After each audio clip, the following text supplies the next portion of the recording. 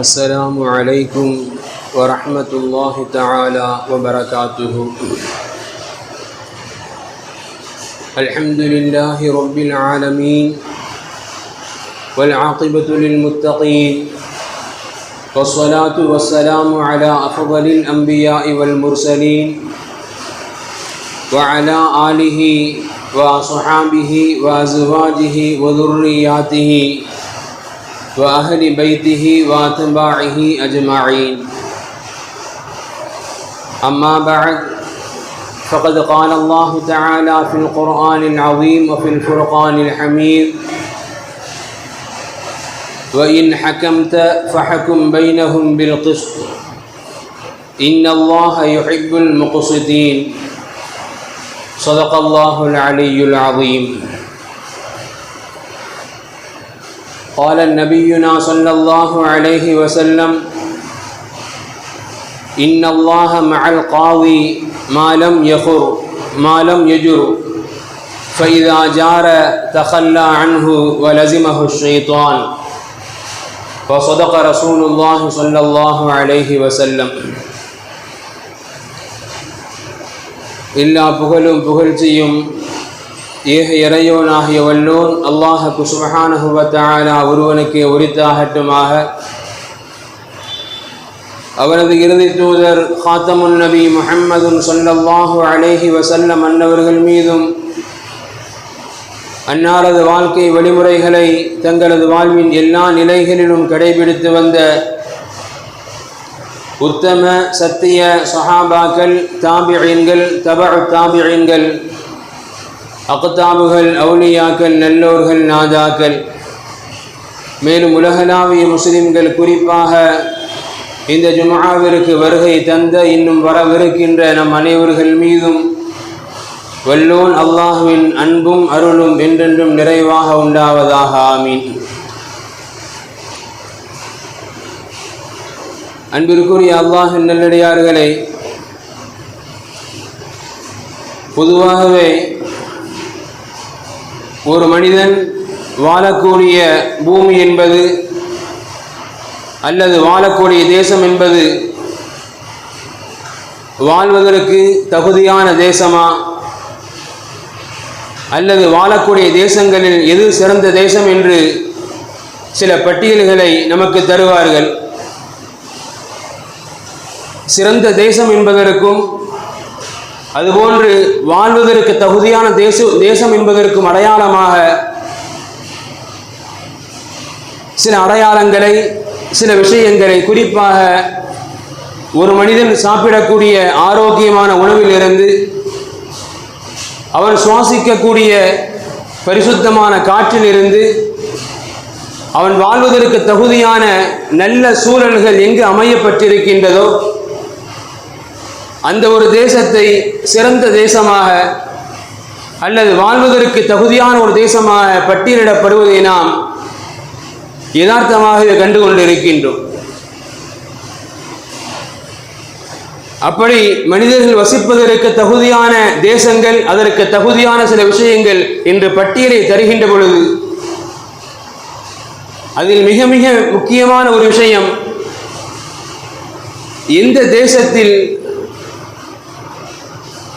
சாதி மத பாகுபாடின்றி, தாழ்ந்தவன் உயர்ந்தவன் என்ற பாகுபாடின்றி நீதம் என்பது எல்லா தரப்பு மக்களுக்கும் சரியான முறையில் சென்றடையுமோ அந்த பூமி உண்மையிலேயே வாழ தகுதியான பூமி என்பதை இன்றைய அரசியல் வல்லுநர்களும் அறிவியல் வல்லுநர்களும் நமக்கு தெளிவாகவே பட்டியலிட்டு போட்டு காட்டுவார்கள். மனிதன் நிம்மதியாக வாழ்வதற்கு சில அடிப்படை தேவைகள், சில அடிப்படை உரிமைகள் உண்டு. அந்த அடிப்படைகள் உரிமைகள் ஒன்று நீதத்தை நிலைநாட்டுது. எந்த மண், எந்த அரசாங்கம் நீதத்தை மக்களுக்கு மத்தியில் மிகச் சரியாக நீதம் செலுத்துமோ உண்மையிலே அந்த மண் வாழ்வதற்கு தகுதியான ஒரு மண் என்பதில் யாருக்கும் மாற்று கருத்து இருக்க முடியாது. காரணம், நீதம் என்பது அவ்வளவு தூரங்கள் மனிதன் வாழ்வதற்கு அவசியமான ஒன்று. எனவேதான் அல்லாஹ் ரப்புல் ஆலமீனும் திருமறையில் அல்லாஹ் இப்படி சொல்லித் தருவான், வலகத் அர்சல்னா நூஹ வ இப்ராஹீம் வஜஅல்னா ஃபீ ذُرِّيَّتِهِمَا النُّبُوَّةَ وَالْكِتَابَ فَمِنْهُم مُهْتَدٍ. அல்லாஹ் தொடர்ந்து பேசி வரக்கூடிய அந்த ஆயத்தில் அல்லாஹ் சொல்வான், لِيَقُومَ النَّاسَ بِالْقِسْطِ, நீங்கள் மக்களுக்கு மத்தியில் நீதத்தை நிலைநாட்ட வேண்டும். நான் உங்களுக்கு ஏன் வேதத்தை இறக்கி தந்தேன்? அந்த வேதத்தின் மூலமாக மக்களுக்கு சொல்ல வரக்கூடிய பல்வேறு உபதேசங்களில், பல்வேறு படிப்பினைகளில் அல்லாஹ் மிகச்சிறந்த படிப்பினையா அல்லாஹ் இப்படி சொல்லி தருவான், லியகூம النَّاسَ بِالْقِسْطِ. மக்களுடைய வாழ்க்கை என்பது ஒரு சரிசமமானதாக, மக்களின் வாழ்க்கை என்பது எந்த விதமான குளறுபடிகளும் இல்லாமல் ஒரு சமமாக செலுத்தப்பட வேண்டும் என்று சொன்னால் லியகூம النَّاسَ بِالْقِسْطِ, மக்களுக்கு மத்தியில் அங்கு நீதத்தை சரிசமமாக பங்கிட வேண்டும், நீதம் என்பது முழுமையாக பேணப்பட வேண்டும் என்பதை அல்லாஹ் ரப்புல் ஆலமீன் திருமறையின் மூலமாக அல்லாஹ் உரக்க சொல்லிவிட்டான். மனிதர்கள் வாழ்வதற்கு உணவு என்பது எப்படி அவசியப்படுகின்றதோ, தண்ணீர் என்பது எப்படி அவசியப்படுகின்றதோ, பரிசுத்தமான காற்று எப்படி தேவைப்படுகின்றதோ, அதுபோன்று சமூகங்களுக்கு மத்தியில் எந்த விதமான குழப்பங்களும் இல்லாமல் நிம்மதியாக வாழ்வதற்கு அந்த சமூகத்திற்கு மத்தியில் நீதம் என்பது மிக தெளிவாக பேணப்பட வேண்டும் என்பதை அல்லாஹ் ரப்புல் ஆலமீன் மிக திறம்பட தெளிவுபட அல்லாஹ் எடுத்துரைக்கிறான்.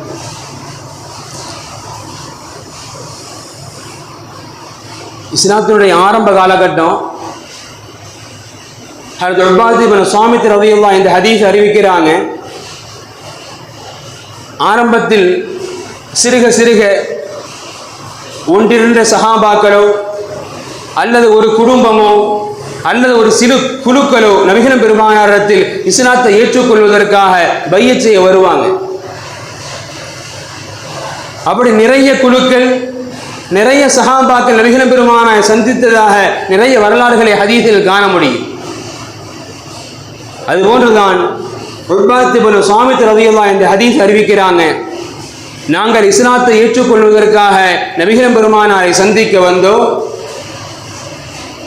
அப்படி இஸ்லாத்தை ஏற்றுக்கொள்கின்ற பொழுது நபிகள் பெருமானார் ஸல்லல்லாஹு அலைஹி வஸல்லம் அன்னவர்களிடம் நாங்கள் செய்த ஒரு உடன்படிக்கை என்ன தெரியுமா?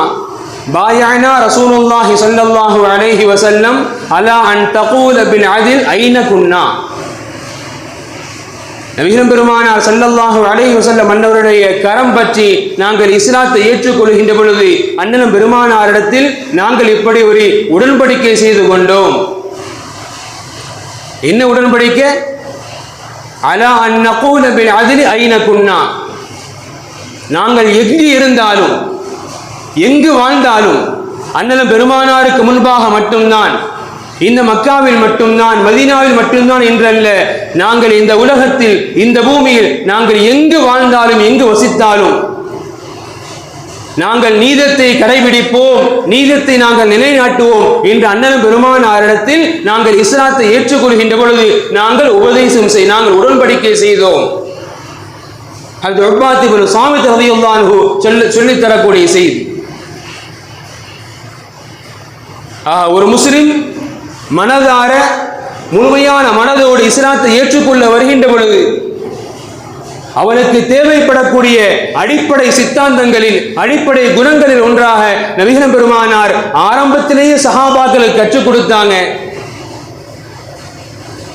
நண்பர்களுக்கு மத்தியில், உறவுகளுக்கு மத்தியில், குடும்பங்களுக்கு மத்தியில், ஏன் சமூகங்களுக்கு மத்தியில் எங்கிருந்தாலும் நீங்கள் நீதத்தை பேணி வாழுங்கள், நீதத்தை கடைபிடித்து வாழுங்கள். அதுதான் ஒரு இஸ்லாமியனுக்குண்டான உண்மையான வாழ்க்கை என்பதை நபிகள் பெருமானார் ஸல்லல்லாஹு அலைஹி வஸல்லம் அவர்கள் முதன்மை மக்களாகிய, மேன்மை மக்களாகிய அருமை சஹாபாக்களுடைய வாழ்க்கையின் மூலமாக இந்த உம்மத்திற்கு நபிகள் பெருமானார் சொல்லித் தந்த அழகிய உபதேசம்.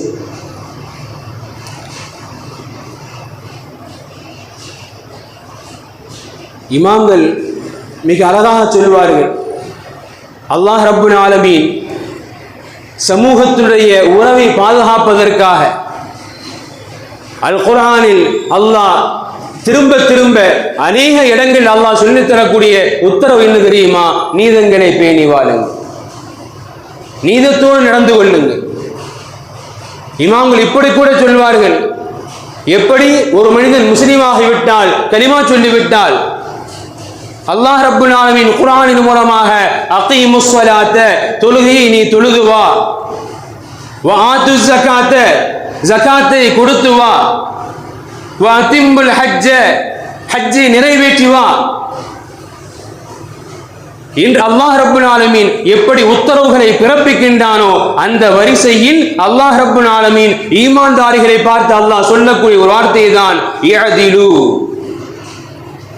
இஅதிலு திருமறையுடைய பல்வேறு இடங்கள் அல்லாஹ் நீதித்துறையை சார்ந்தவர்களை பார்த்து,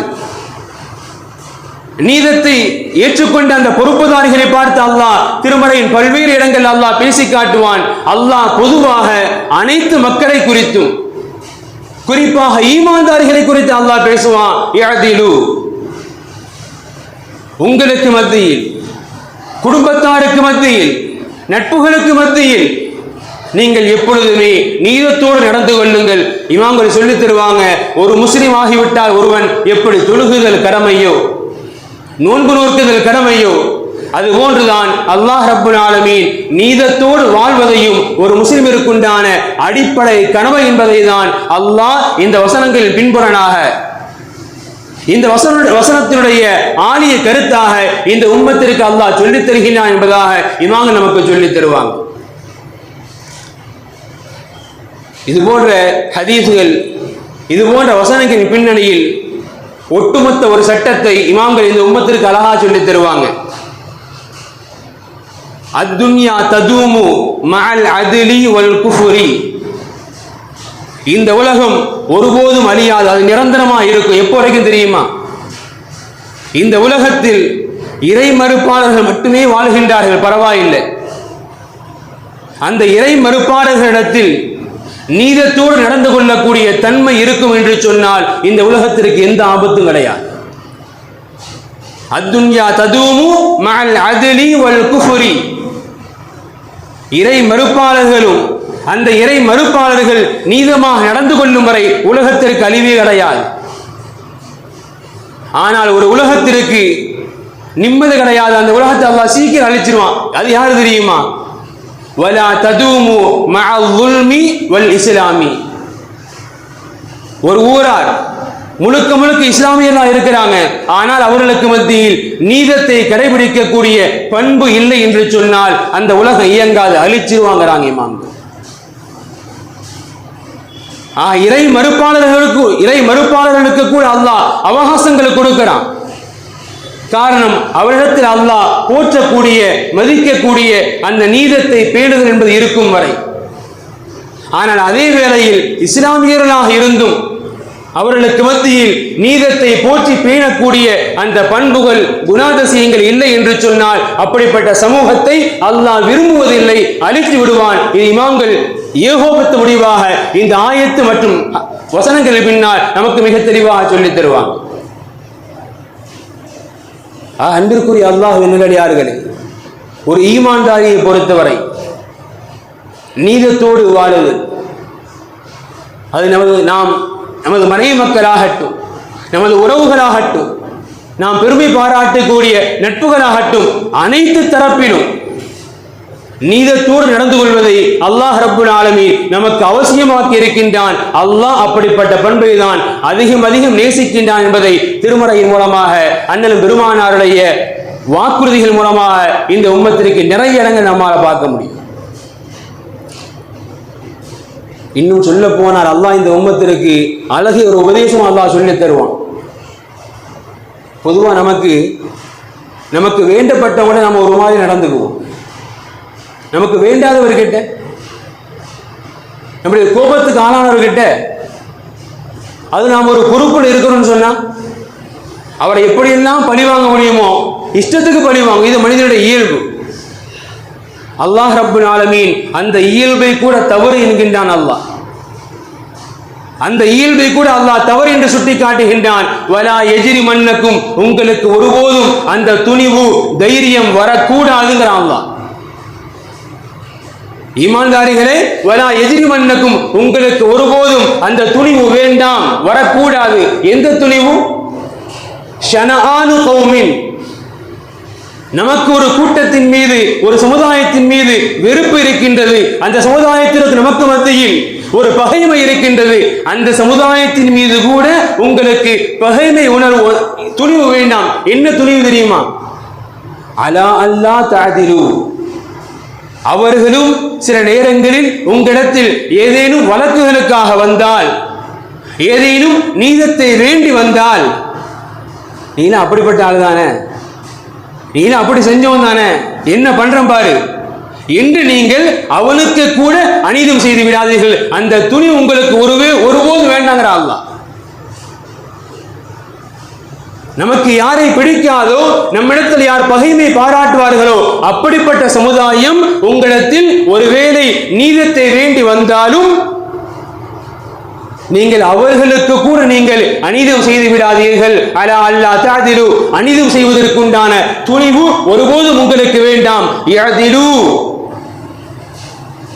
அவர்களிடத்திலும் கூட நீங்கள் நீதத்தோடு நடந்து கொள்ளுங்கள், நீதம் பாராட்டுங்கள், அதுதான் உங்களுக்கு சிறந்தது, அந்த வாழ்க்கையே சிறந்தது. அல்லாஹ் ரப்புல் ஆலமீன் இந்த உம்மத்திற்கு மிக மிக தெளிவான ஒரு அற்புதமான உபதேசத்தை அல்லாஹ் சொல்லித் தருவான்.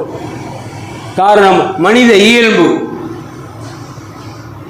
ஒருவனை பழிவாங்குவதற்குண்டான சந்தர்ப்பங்கள் வாய்த்துவிட்டால் அது எந்த நேரமானாலும் பழிவாங்கியே தீருவோம். அதுதான் நமது மனதுக்கு ஒரு நிம்மதியை, சந்தோஷத்தை தரும். ஆனா அல்லாஹ் சொல்றான், நீதத்தின் விஷயத்தில்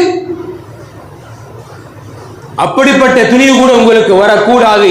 உங்களுக்கு எதிரியா இருக்கலாம், பகைவனா இருக்கலாம், உங்களுக்கு வேண்டாத காரியத்தை செய்திருக்கலாம்.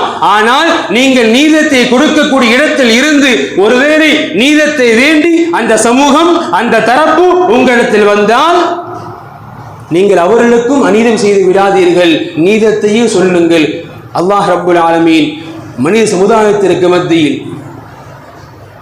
அதனுடைய மாண்புகளை, அதனுடைய ஒழுங்குகளை பேணுவதற்காக அல்லாஹ் சொல்லித் தரக்கூடிய அழகிய ஒரு உபதேசம் இது. அல்ஹம்துலில்லாஹ், அல்லாஹின் உத்தரவை அப்படியே பேணியவர்கள் தான் அண்ணனும் பெருமானாரிலிருந்து, அருமை சஹாபாக்களிலிருந்து அந்த வழி வந்த அத்துணை இமாம்கள், தாபிஈன்கள்.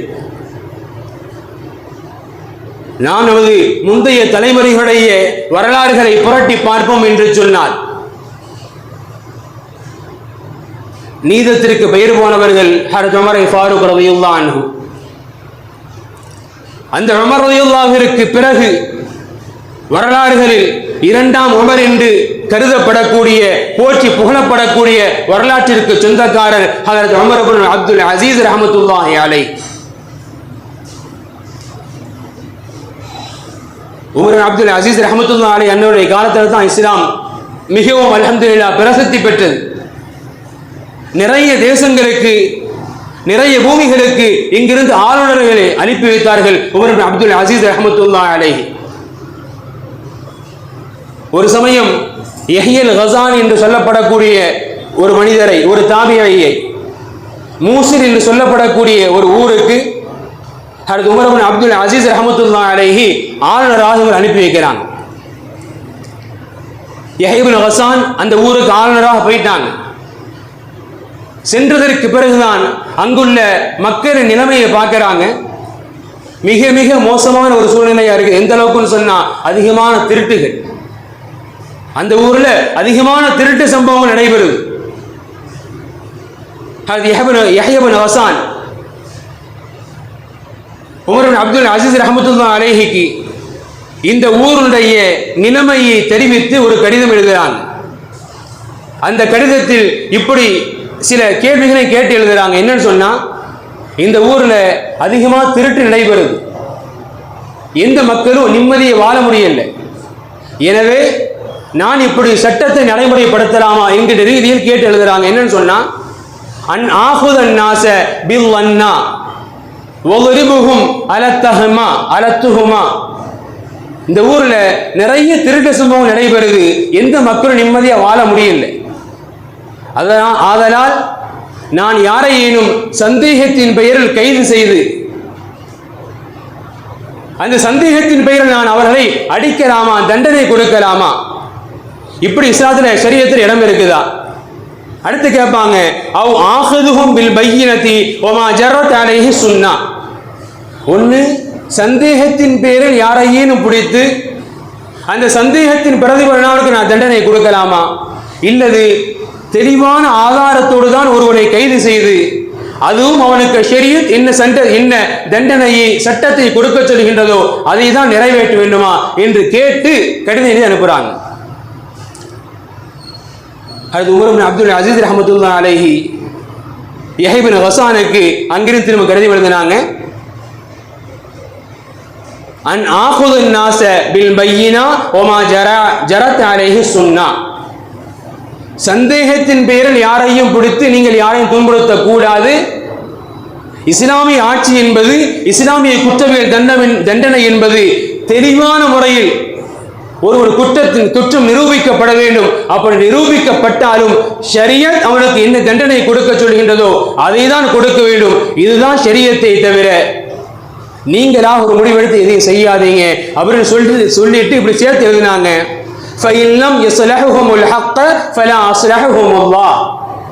நீங்கள் உண்மையிலேயே அந்த மக்களுக்கு மத்தியில் சீர்திருத்தத்தை விரும்பினால் அல்லாஹ் சீர்திருத்தத்தை கொடுப்பான்.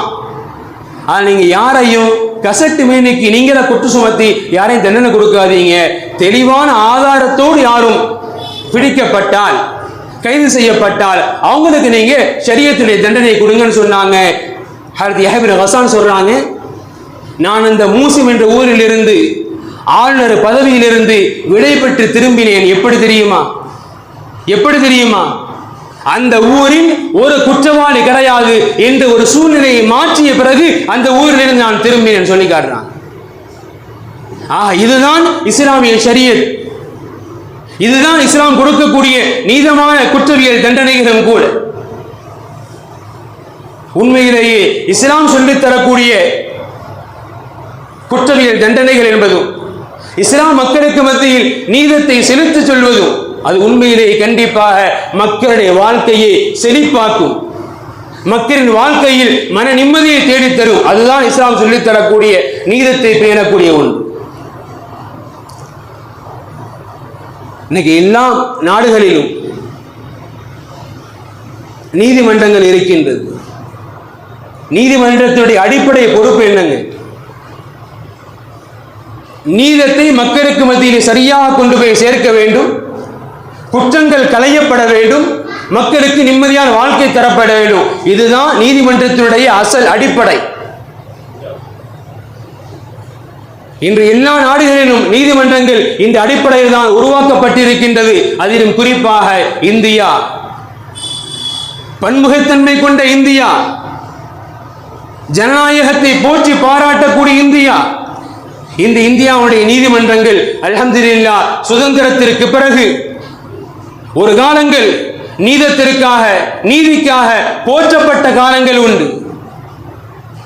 ஆனால் சமீபத்திய இந்தியாவுடைய நீதித்துறைகள் அல்லாஹ் பாதுகாக்கணும்.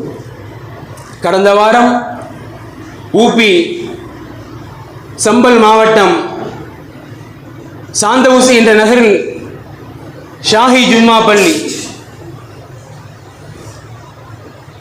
என்ன நடந்தது யாருக்கும் சொல்லி தெரிய வேண்டாம். மிகப்பெரிய ஒரு வன்முறை உருவாக்கப்பட்டது.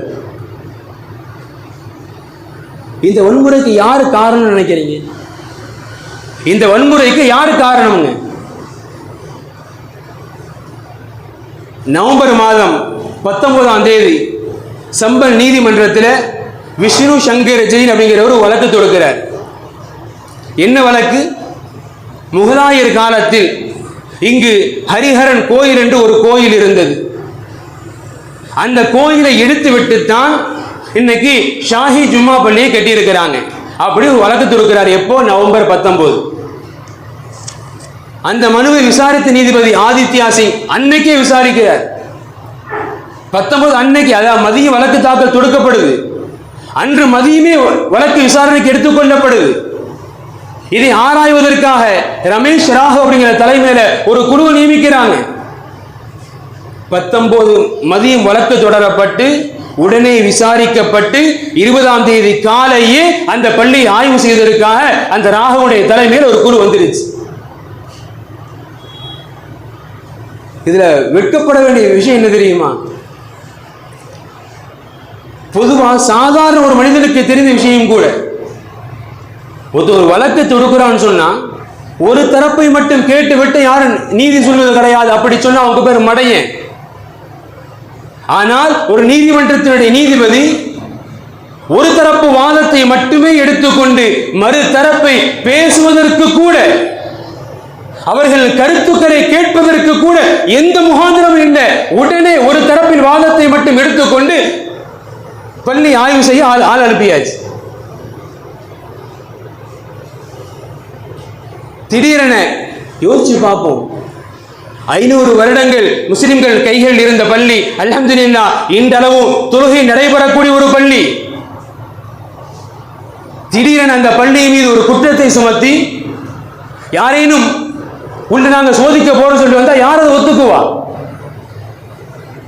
அதை எதிர்த்து அந்த மக்கள் முற்றுகையிட்டதினால் அவர்கள் மீது கற்களும் கண்ணீர் புகை குண்டுகளும், ஏன் துப்பாக்கி சூடை நடத்தி இருக்கின்றது. 5 இளைஞர்கள் ஷஹீதாக்கப்பட்டார்கள். 35 இளைஞர்கள் கைது செய்யப்பட்டுள்ளார்கள். 200 நபர்கள் மீது வழக்கு பதிவு செய்யப்பட்டுள்ளது. எச்சை மீடியாக்கள் உலகத்திற்கு தருது. கோர்ட்டின் தீர்ப்பை இஸ்லாமியர்கள் அவமதித்தார்கள். அது மட்டுமல்ல, வன்முறையாளர்களை தங்களுக்குள் துப்பாக்கியால் தாக்கி கொண்டார்கள். எவ்வளவு பெரிய கயமைத்தனம்! ஒரு நீதத்தை நிலைநாட்ட வேண்டிய பொறுப்பில் இருக்கக்கூடிய ஒரு நீதிபதி அவரின் வேலையை சரியாக செய்திருந்தால் இன்னைக்கு இவ்வளவு பெரிய குழப்பம், இந்த வன்முறை 5 உயிர் பலிகள் நடந்திருக்காது. இந்த தேசத்தில் இஸ்லாமியர்களுக்கு எதிராக மட்டும் சமீபத்திய காலங்களில் இந்த நீதித்துறையுடைய கைகள் எப்பொழுதுமே எதிராகவே இருந்து வரை நாம் பார்க்க முடிகின்றது. கிட்டத்தட்ட 2018க்கு பிறகு 537 நீதிபதிகள் உயர் நீதிமன்ற பொறுப்புகள் நியமிக்கப்பட்டிருக்கிறாங்க. அத்தனையும் உயர் ஜாதி. 2018க்கு பிறகு 537 நீதிபதி, அத்தனையும் உயர் சாதியினர். பிற்படுத்தோர் மற்றவர்களுக்கு உண்டான அனைத்து மறுக்கப்பட்டு உயர் சாதியினர் மட்டுமே நியமிக்கப்பட்டிருக்கிறாங்க. எதற்காக? இஸ்லாமியர்களுக்கு, சிறுபான்மையினருக்கு எதிரான வழக்குகள் மிக துரிதமாக கையாளப்படுவதற்கு. கடந்த 4 மாதங்களுக்கு முன்பாக நாம் ஒரு வழக்கு பார்த்திருப்போம். இன்னைக்கு நிறைய யூடியூப் சேனல்கள், அது போன்ற ஒரு முஸ்லீம் இளைஞருடைய யூடியூப் சேனல், அவர் பெரிய குற்றமெல்லாம் செய்யலை. புர்கா அணிவது பெண்களுக்கு எப்படிப்பட்ட ஒரு நல்ல சூழ்நிலை தருது, ஒரு எப்படிப்பட்ட பாதுகாப்பு தருது என்பதை பெண்களிடத்திலிருந்தே கேட்பதற்காக சில பெண்கள், அவர்களாக விரும்பக்கூடிய பெண்களுக்கு நீங்க புர்காவை போட்டு பாருங்க, உங்களுக்கு அது அசௌகரியமா இருக்கா சௌகரியமா இருக்கா என்கின்ற ஒரு மனநிலையை கேட்பதற்காக ஒரு இளைஞர் இது போன்ற ஒரு விஷயத்தை நடத்தினார்.